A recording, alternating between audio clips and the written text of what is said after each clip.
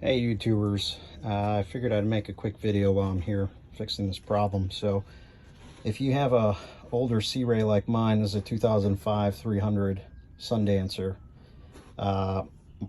Literally all of my hoses started leaking this season with the exception of maybe one or two.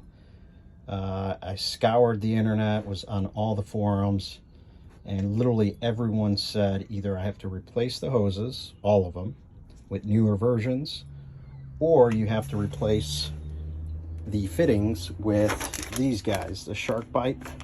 These are like $3 each and they're impossible to find here in Chicago. Or you can cut the hose, put a new plastic barb fitting with a 1/2 inch female connector, and then crimp them with these. So I went out and bought everything. Again, these were impossible to find. I was only able to find 11 of these. I have about 28 fittings total on the boat. And yeah, everyone said use these and then use these worm clamps, or you can use these stainless steel clamps that I have here somewhere. Anyway, long story short, I was able to fix all of this without cutting anything, without replacing any of the fittings.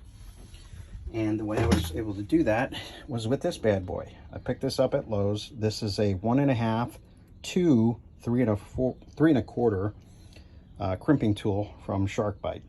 So it's got the 1.5 at the top, and it's got the 3/4 right next to it. Obviously we're only going to use the 1/2 inch here.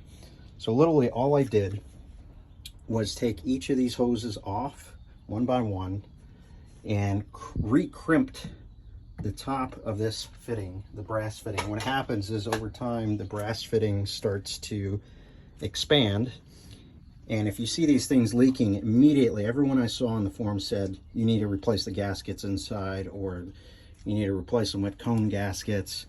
Absolutely false. This has been leak proof for a couple hours now, and I have the pump on.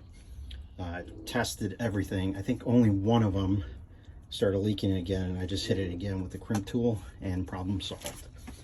So anyway, you want to be real careful if you're going to hit it with the crimp tool.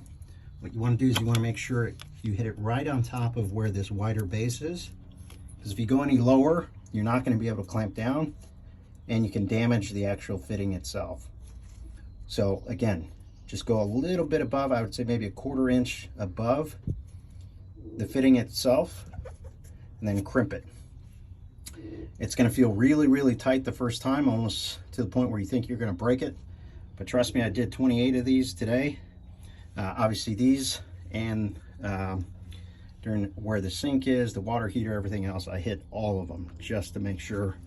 I even hit these up here with the water pump itself.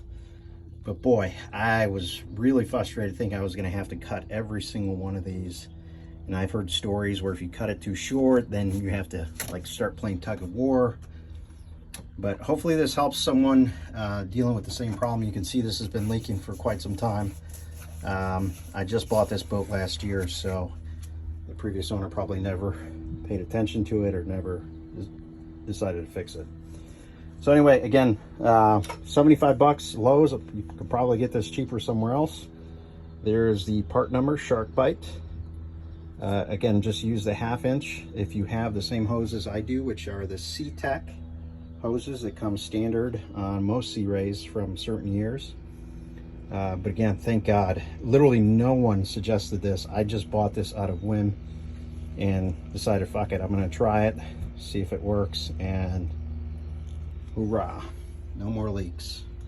All right, give it a thumbs up. Please share with your buddies. I also posted this on the Sea Ray forums. Hopefully it helps our fellow boaters out, save some money, save some time, and avoid the headaches that these leaks cause. All right, thanks for watching.